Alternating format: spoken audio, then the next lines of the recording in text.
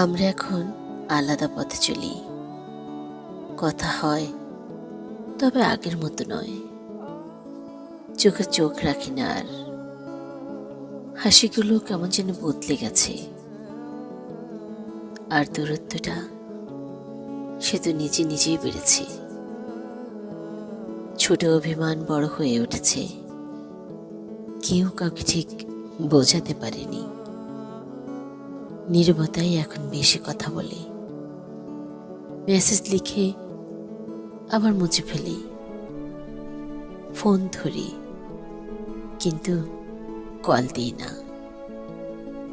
পুরনো স্মৃতি হঠাৎ সামনে আসে, মনে হয় কিছু বলা বাকি, তবু আর শুরু করা হয় না, কারণ সময় সব কিছু বদলে দেয়।